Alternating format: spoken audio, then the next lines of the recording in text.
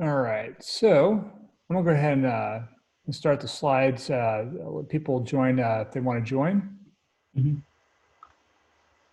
So I wanted to cover some of the more recent changes that have been coming into not just JavaScript, but Node.js, because they're getting ready to release, or iOS, or sorry, Node.js 14 has actually been out for, I think, maybe about half a year. And they do an LTS release generally about twice a year. So they're getting ready to do an LTS, I think October 27th for Node 14. And so there's a number of features in there that they were kind of experimental features that will be like official features in Node. I wanted to be able to talk about that, but I also wanted to be able to kind of go over some of the other changes that JavaScript has had over the last couple of years. So I'm just going to go through some slides here. And I'm old enough to remember when Netscape Navigator 2 came out. And so when 2.02 came out, that was actually the first version of JavaScript that was in that version of a Netscape Navigator. So the history of the language is that they wanted to have a scripting language that could go in the browser to go along with Java. Java is going to be the main way people wrote applications in the browser. So initially it was actually called LiveScript. And then they initially, after a certain amount of time, they changed it to JavaScript. And there weren't a lot of updates and stuff that were happening to the language. And so one of the things that that happened was, Microsoft came out with Internet Explorer, and they pretty much copied JavaScript. They copied it to the point where even the bugs that were in JavaScript got copied over into Internet Explorer. So because of that, once they started doing that, you have to be careful about what kind of changes and stuff.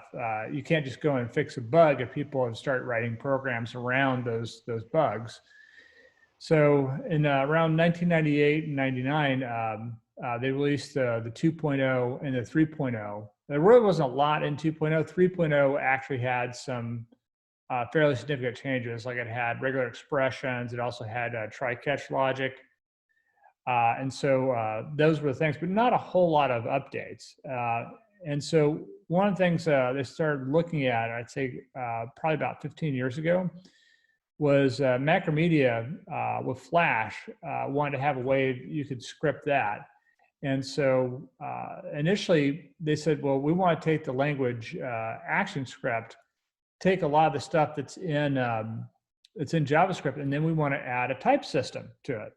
So they were going to actually take that and use that as a basis for version 4. And then the irony is that Microsoft came in and said, no, you can't do that. That's going to break too many things if you try to add a type system into JavaScript. And the irony there is that Microsoft later on came out with TypeScript, which adds a type system to JavaScript.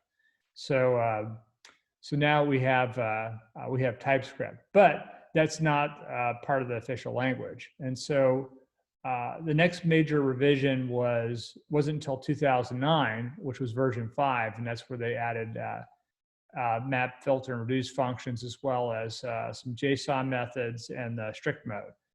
So small little incremental changes. There weren't a whole lot of changes that were happening to JavaScript at that time, until about 5 years ago.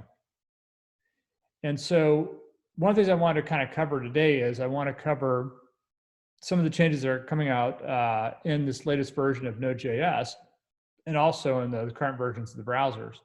But I also want to kind of talk about some of the changes and stuff that came into the language about 4 or 5 years ago with ES6 or ES2015. So there's new features that are being added each year. And so instead of doing these big lump of changes, like they did with ES6, every year they're releasing these changes. And so the language is not stagnant. They are making updates into it, but they're not making these huge, gigantic changes like they did in 2015. So some of these recent changes are like the import and export keywords. In Node, we have this concept of MGS and CGS modules. Other changes that came in were they added classes, or the class keyword, for creating objects or templating out objects inside of JavaScript. They also added the constant let keywords. They added sets, maps, generators, the spread operator. And then not too long after that, they improved the random functions that were in JavaScript. They also added a rest parameter, which is similar to the spread operator. They also added default parameters, destructuring, the proxy object, symbol object, and a bunch of other stuff that I'm not mentioning here. So one of the things I wanted to kind of go over with the import and export is that with the import and export tags, Node didn't support this right away. And so what they did was they added this into what's now part of what's considered module.js. And this is actually one of the more controversial things that's kind of happened in Node, because they didn't have full-on support. One of the reasons why they didn't have full-on support is because we were going through and doing the dependency checking that Node does. One of the things they look at is, they look at not just the name of the module, like if it has a .js extension, but they also, if somebody does not include the extension when they're naming the module in their code, it'll still try to go and grab that JS module. And so what they did is they came out with this MJS extension, which is for the module JS. And so that was the way they initially tried to address it. That was still kind of controversial. And so one of the things they did in this latest version of Node is they added an ability to set a type to your module. So now if you set a type to the module, you can specify whether or not you want to use the common JS or whether you want to use the module JS. So we'll show an example of that here in a little bit. So this is an example of somebody using the MJS extension here. And so we have a function, and then we're exporting that function. And then inside of this app.mjs here, we're using the import syntax. And then we're able to kind of console that out. So, this, previously, you used the require function to import something in, but we're also able to take advantage of the destructuring here as well with the import syntax. So classes were added in, I think, mainly because of the number of developers who are, used to using languages like Java or C#. This is also controversial. And one of the reasons why this is controversial is because Java and C# are actually class-based object-oriented languages. And if you take a look at JavaScript, JavaScript is actually a prototype-based object-oriented language. And so JavaScript being the more functional of the language, it's a little bit confusing when you have the class keyword, because it's people will look at that and they say, oh, well, this is an object-oriented language. And one of the jokes that Douglas Crockford has is that JavaScript is the only language that people will try to start programming in without actually learning the language first. So there's actually a great post made by Eric Elliott up on Medium, where he talks about why composition is harder with classes. And so I have that link in these slides. I'll put the slides up on the website once I'm finished with this presentation. So previously, if you're going to do or try to template out an object using JavaScript, you create kind of like a constructor function like we have right here. And then if you wanted to add, additional methods to that, you'd use the prototype property on that function, and then you could assign these new functions to that using the prototype. And with the new class-based syntax, this looks a lot more like a class that you would see in C# or Java. And so here, we have this constructor for the constructor, which is setting all these property or fields to the values that are being passed inside of the constructor. And then we have these methods, and these look like methods that you'd have like in C# or Java. And I wanted to include this slide because I was watching a presentation that Douglas Crockford did a couple of years ago, and he had this what he referred to as a better way of creating objects. And so if you look at this, this is actually a function that has functions inside of the function. And the nice thing about this is that you don't have to use the this keyword, right? So we can just actually take the variables and just use closures to be able to assign those new methods to them. And then what we do is we return back out an object, and I'm using the object freeze function here to actually take all these different properties and values and kind of like compose them into a single object. And so Douglas Crockford likes this way of doing objects better, and I kind of like it better myself. There's a slight performance hit when you create objects this way, but it's really only by a factor of 2. So it's like something that would take 2 milliseconds before might take 4 milliseconds. So it's not that much of an overhead. I think it's worth it to have. I think it's an easier code to read and use inside of JavaScript. So another change that came was the for of syntax. And so if you're working with iterators in JavaScript, this is a lot nicer for dealing with collections and be able to iterate through collections. And so previously, if you're going to use, let's say, a for n as an example, it's using an iterator. So every time it's going through that array, it's just basically passing in, I here is the iterator. And so we use that essentially to get back the value that we want from that array. Here, what we're doing is we're actually getting the item off of that array for each one. So we don't have to use the subscript to get the value. The value is actually item here. So I think it's kind of nice. And then the other big change that came in the last couple of years has been the addition of let and const. And so the nice thing about let is that it actually will preserve scope, which is pretty nice. var always hosted everything up to the global scope, and then const gives you a kind of like a pseudo read-only type of variable. It is possible to technically change the value, especially if you're working with objects.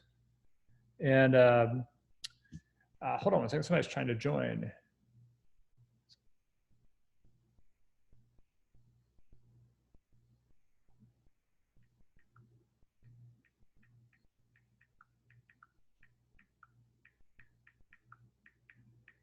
Email.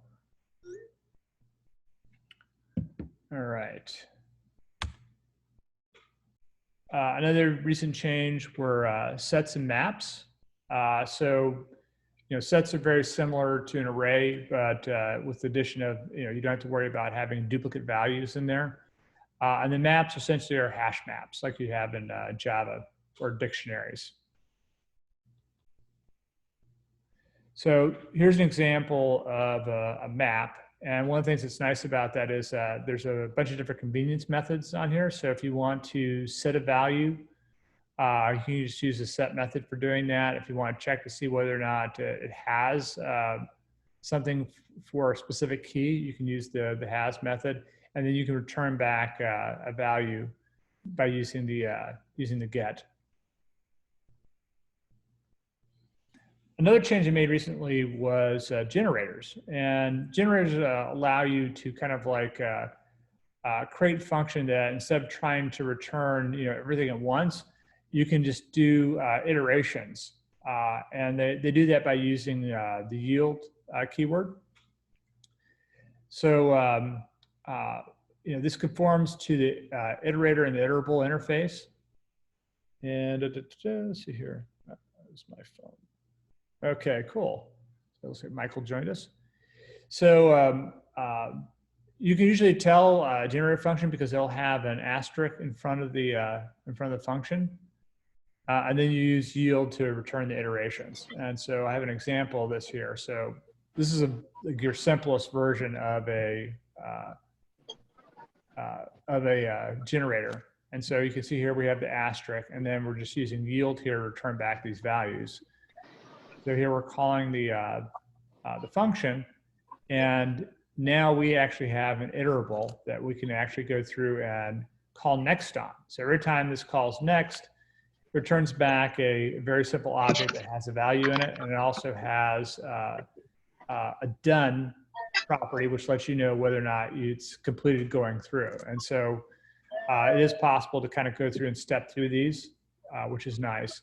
You can also return at the end instead of doing a yield. If that's another way of being able to use that. And this is another one I like a lot. This is the spread operator, and you can usually see these by using, they'll have like 3 dots at the beginning of the array name.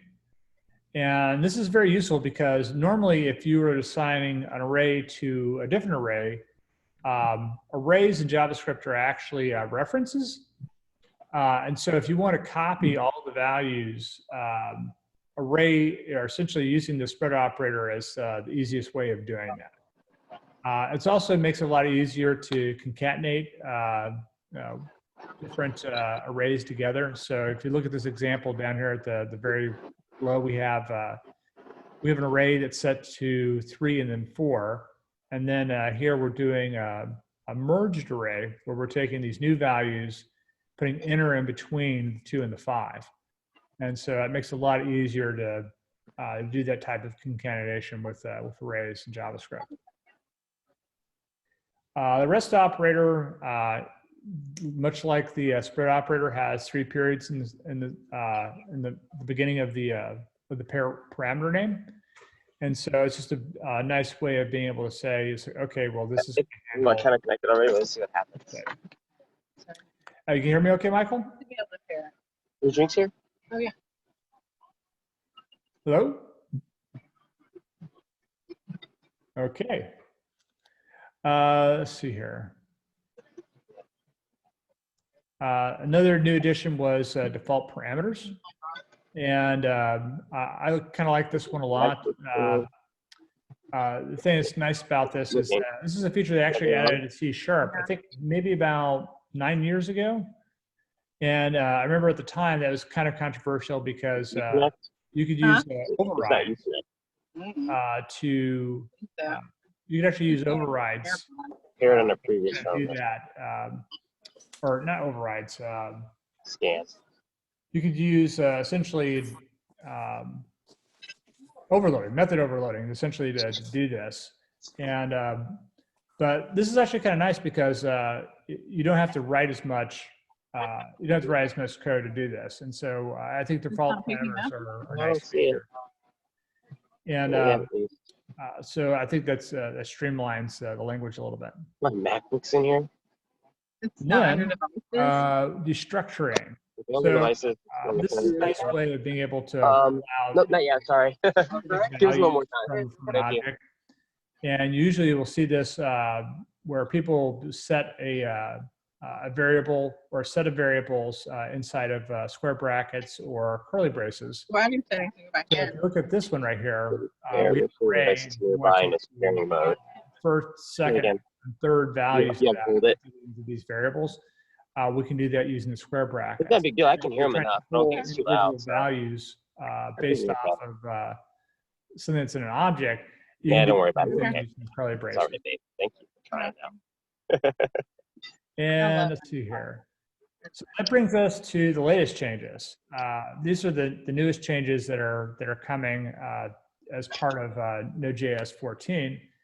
So one of the features I like a lot here is optional chaining. And they've also optional chaining. I love chaining. Concept of a global this. They've also added dynamic imports that really affects the browsers. Oh, like only call the condition if you.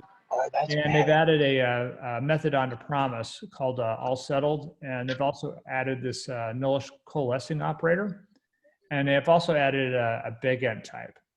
So let's take a look at some of these. So what are optionals? So I've been working with the language for the last couple of years called Swift, and Swift had these as part of the language pretty early on, and I think in the first version. And they've also added similar syntax into C# where you have a question mark operator in there.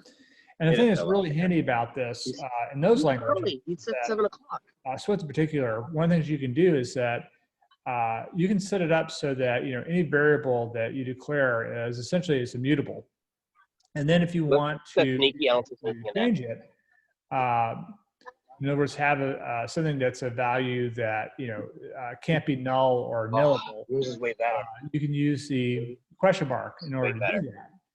And you can already do that in JavaScript, but what's nice about this is it gives us ability to kind of check and prevent errors from happening inside of a You like Dungeness or Snow? So look at this example right here. Usually like king crab. We have you want king? customer object, and it's got two properties. It's got name and details. I haven't bought king. And then right here, or snow crab, last snow crab. we're trying to set this based off a city property. No, like queens are similar to like property on the customer. And so what we can do right here is we can actually use a question mark check to see if we didn't have that there, this program would just throw an error. And so by putting this this question mark here, what that does is that if this isn't set, they'll just set this to undefined. And if we look at this example down here down below that, here we do actually have a city, and then actually it was like the kitchen was at one end of the room. We're using a question mark just to check, and if there's no value there, then it just returns undefined. And then there was global this. This was Riverside, close to 5 Point. It was in a house that was global chopped up to like that you can use assign values and functions to. They'll be available to your whole application. And it kind of bridges the whole Windows self and this all together into a single object. So in this example right here, you can see that if you're running inside a browser environment, it's going to return Windows if you go and try to get the global this. Node.js, it's just a global object. And then if you're using a web worker as an example, then you get the dedicated worker global scope.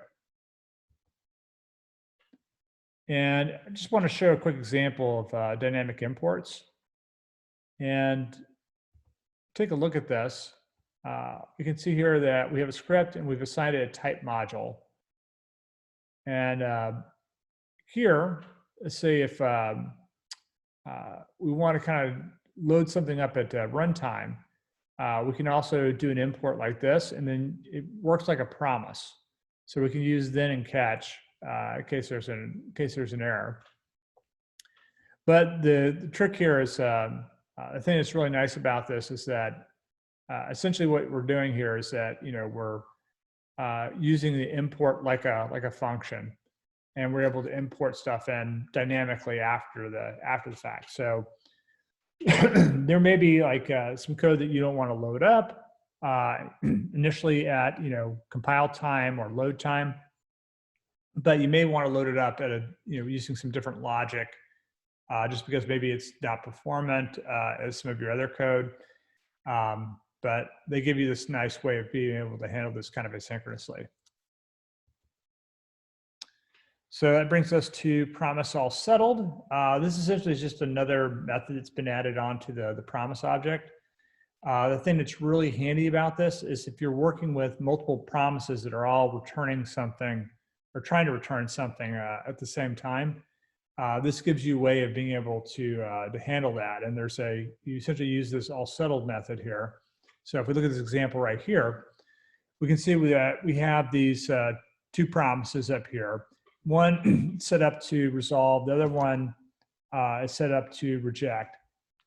and we're just assigning it to an array of promises. And then what we do here is we just come over here and say promise.allSettled, and we pass in that array of promises. And what it'll do is it'll go through and it will essentially run those promises. It essentially does a then and catch on that.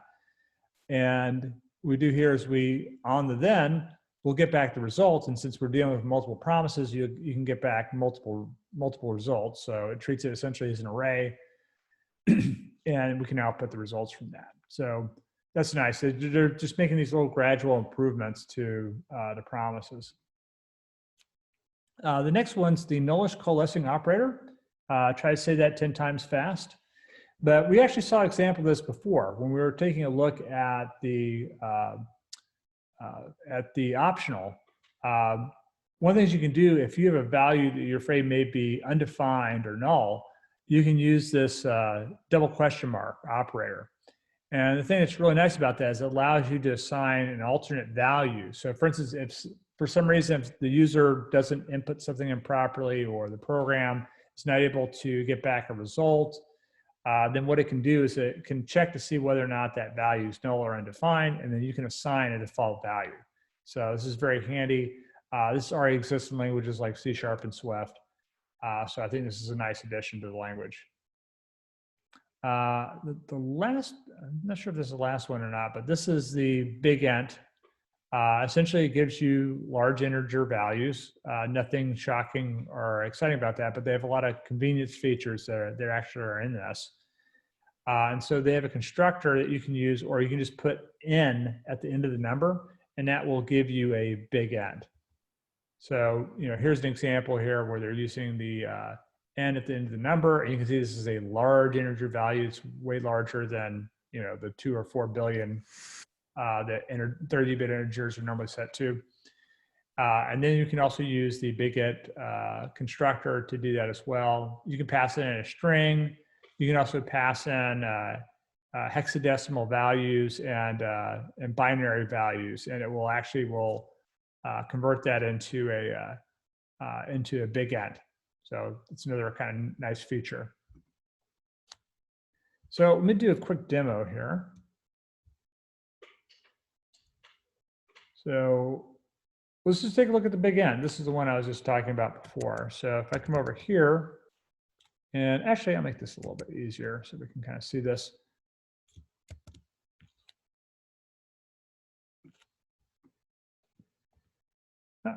Update my ZSH. All right, so let's see which version of Node I'm running. So I'm running the latest version of Node, or at least a semi-recent version of Node. And so I'm gonna come over here and I'm gonna run bigint. And you can see here that even though I have, kind of created this number all these different ways, I'm getting the same number back every time I call this. So that's bigint, nothing super exciting.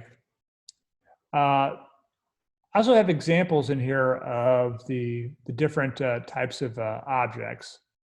So for instance here, this is one of the things I was talking about before, where I was showing the 3 different ways that you can create an object in JavaScript. This is kind of like the original way that we used to do it, where you kind of define a function that returns this, and then you could use the prototype property on that to assign different values, different functions and stuff to that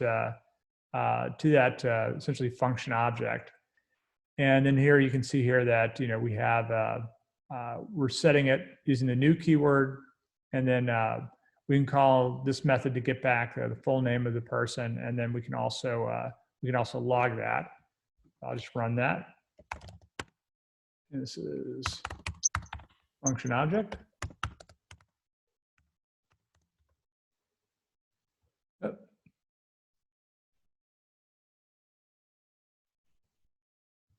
Whoops. Oh, I misspelled it. There we go. And here's an example of that using the class keyword. So this is, like I said before, this definitely looks a lot more like like a class that you would define in C# or Java. And we can do the same thing. I can say node, whoops.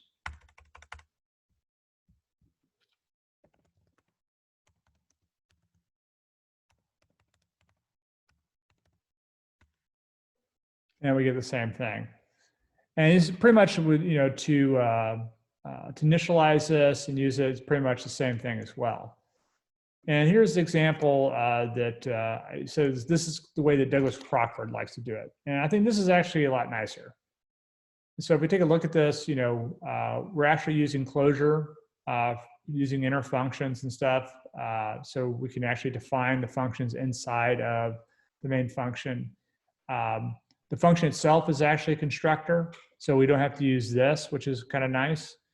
And then here, all we have to do is define this. We don't have to use the new keyword. We just call the function. It creates a new object. And sure that runs almost as fast. We can say node Crockford object. So pretty much the same thing.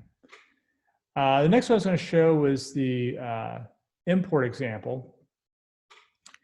And we saw this before. So I've defined this add to function here, which just basically adds to any number I have, and then I'm exporting it. And this is using the newer syntax and stuff like that. So one of the things you'll notice here is that I'm just using .js for this. So the reason why this is working is because of a change they made recently to Node.js. So if you come to the package JSON, I don't know if you guys can see this okay or not. They've added this new type attribute that you can use. And so in this type attribute, I've specified module. So there's two options here for this. You can say common.js, or you can say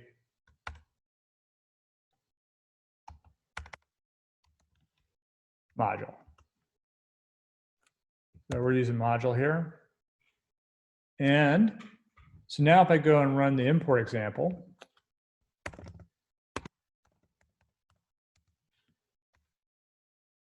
you can see that runs just fine. If I come over here and I change this to common.js, try to run that again,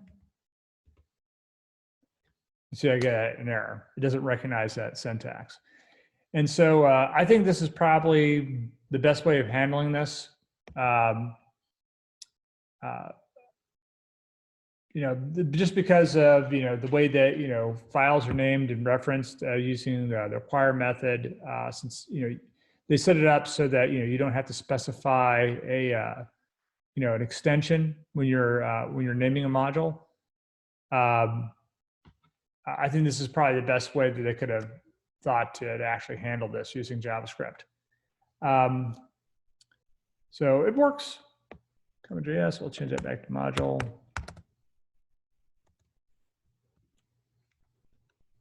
And there it works. And let's go to optional chaining here. So this is the example I showed before earlier. And you can see here that I'm using the question mark to check to see whether or not there's a value that's been set to here. So for instance, if I got rid of this nullish collator here and run this,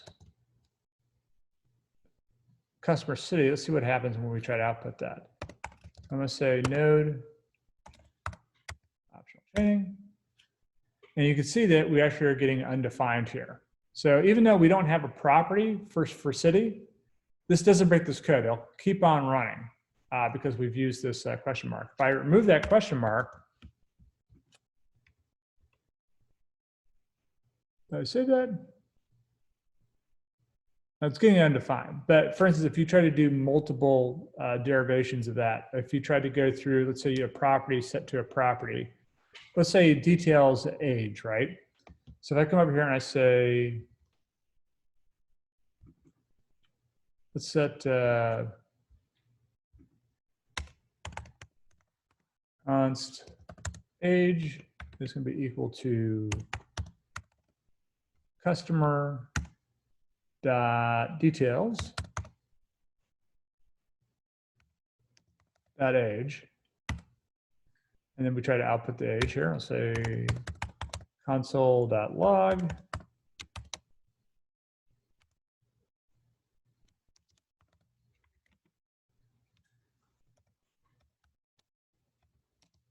There we go.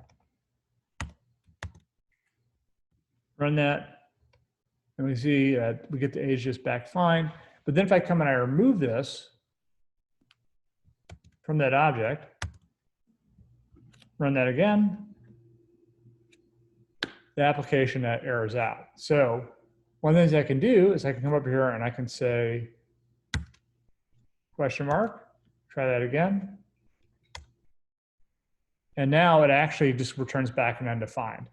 So that's actually a lot better. I can even come over here and I can add a nullish coalescer here and just set that to, let's say 0 if we don't have an age.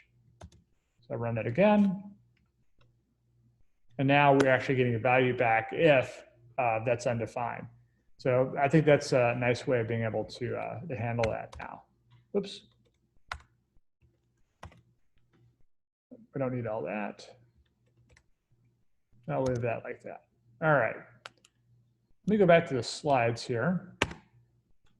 Oh, one more thing.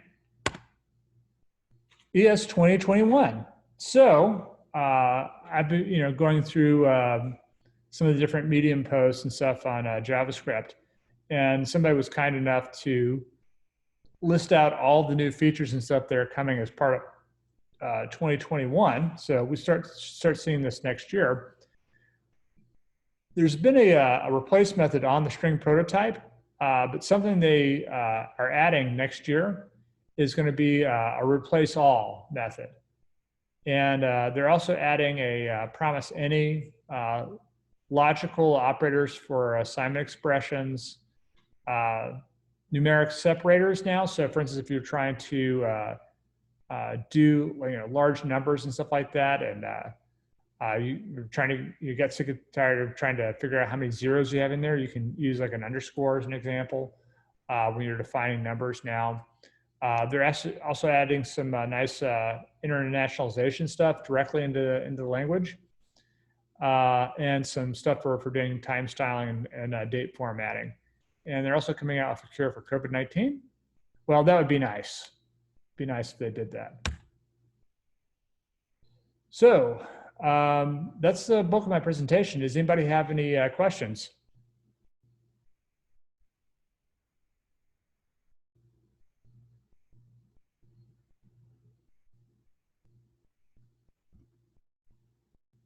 No questions?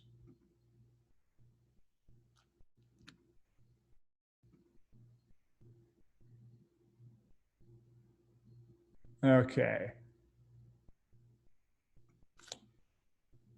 I guess nobody has any questions, which is okay.